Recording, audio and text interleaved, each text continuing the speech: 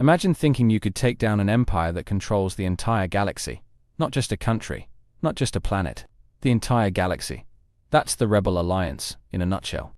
They were the underdogs to end all underdogs. A scrappy collection of pilots, smugglers, farmers, and people who apparently thought duct tape could fix an X-Wing. And somehow, some way, they actually pulled it off. But let's be real here. On paper, this was never supposed to happen. The Empire had fleets the size of continents, armies that could fill stadiums on every world, and a ruler who could literally sense danger before it happened. That's like trying to play chess against a guy who not only knows every move you're going to make, but also built the board, the pieces, and the rulebook. And the rebels still showed up like, yeah, we got this. It's the kind of story that makes you wonder if Star Wars was secretly a comedy the whole time, because you've got one side with billions of credits in weapons and tech, and the other side with second-hand starfighters from the Clone Wars era that probably still smelled like burned circuits. And yet the rebels managed to sneak in, blow stuff up, and get out before anyone could stop them. It's less military genius, more extremely lucky chaos. The thing is, when you strip away the nostalgia and the John Williams score, the rebellion's odds were laughable. Like, lose everything in the first week, laughable. Every battle should have been their last. Every base should have been their grave. But somehow, every time the Empire thought they'd crushed them, another rebel cell would pop up halfway across the galaxy with a new plan and zero fear. And maybe that's what makes it so fascinating. It's not just the scale of the fight. It's the fact that they kept showing up when every sane person would have stayed home. That defiance, that refusal to just roll over. It turned them into something the Empire couldn't predict, couldn't fully control. They weren't supposed to win, but they were too stubborn to quit.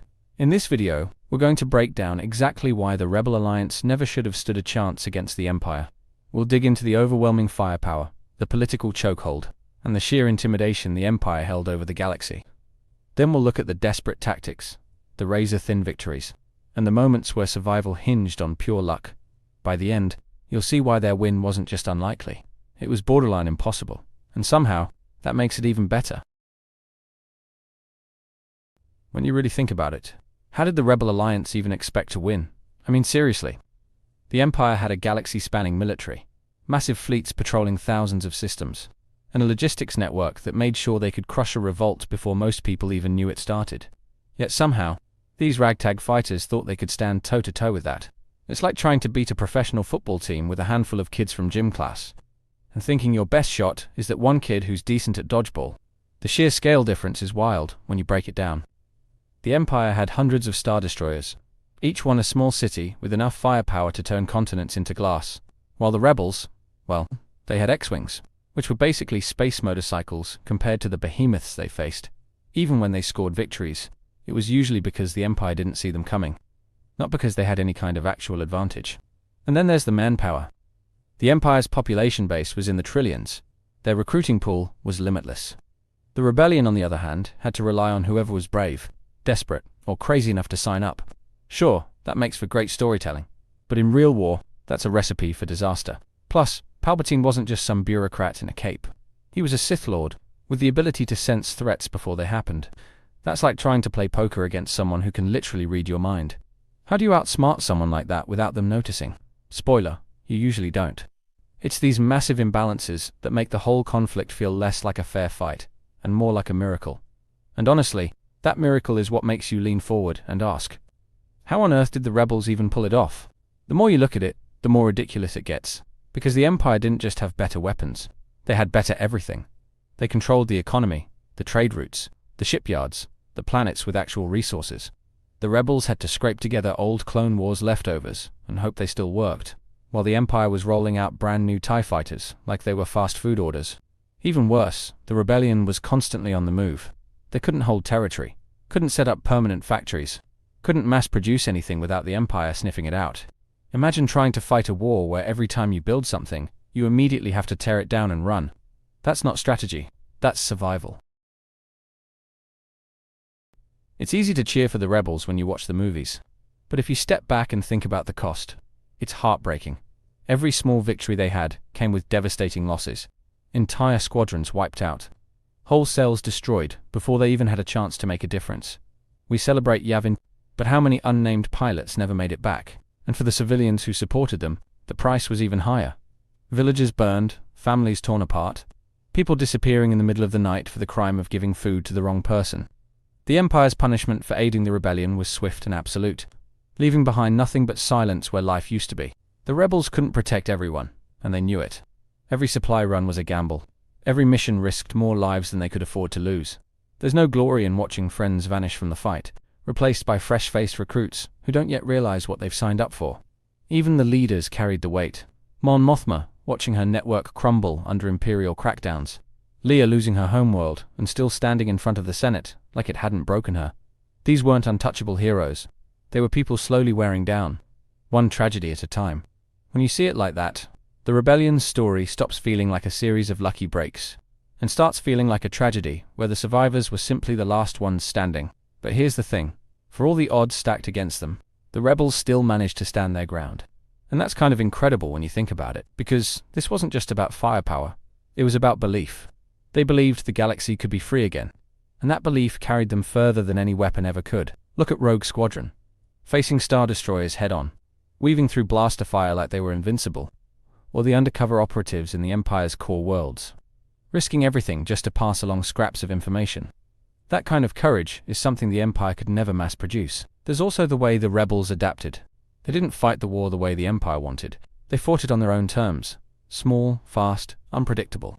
One week they'd hit a supply line. The next they'd sabotage a shipyard. They never let the Empire get comfortable. And that adaptability was their secret weapon. They couldn't match the Empire's resources, but they could outthink them in small bursts. And every one of those bursts kept the fire of rebellion alive, just long enough for the next strike. When you see that kind of tenacity, you start to understand why, despite all the overwhelming force in the galaxy, the Empire couldn't just stomp them out completely. If there's one thing the Empire never understood, it's that hope spreads faster than fear. They could crush fleets, level cities, and silence anyone who dared speak up. But the moment one rebel victory made the news, that spark ignited in 1,000 other places. Hope was the rebels' greatest recruitment tool. Not propaganda, not money, but the sight of ordinary people standing up to the impossible and somehow surviving. That's what brought new pilots to the hangars, new mechanics to the ships, and new worlds willing to take the risk of defying the Empire. Even when victories were rare, they mattered. A single ship making it home from a suicide mission was enough to inspire an entire sector. A single broadcast from someone like Leia could shift the tide of public opinion. Hope wasn't just a morale boost. It was the foundation of their entire strategy. And that hope wasn't naive. It was defiant. It was knowing the odds, seeing the cost, and still deciding to fight anyway. That's the kind of hope that doesn't fade, even when the next battle looks worse than the last. Because in the end, hope is what kept the rebels moving forward, long after logic said they should have given up. Looking back, the rebellion's victory feels less like destiny, and more like a rare alignment of luck, timing, and sheer willpower. For every moment of triumph, there were 100 failures no one will ever know about, and countless lives lost along the way. The Empire's downfall wasn't because they were weak. It was because they underestimated how far desperation can push people. They had the ships, the troops, the firepower, but they couldn't account for the stubbornness of those who had nothing left to lose. And even in victory, the scars remained. The galaxy didn't magically heal after Ender. Worlds still lay in ruin. And the people who fought hardest often found themselves with nothing to return to. Winning didn't erase the cost. It just meant the cost had finally stopped rising. That's the bittersweet truth of the Rebel Alliance. They won, but at a price so steep it's hard to call it a happy ending. Their story isn't just about courage and hope. It's also about what happens when the fight is over, and the heroes have to live with everything it took to get there. Because sometimes, beating the impossible doesn't mean you come out unbroken. It just means you made it out at all.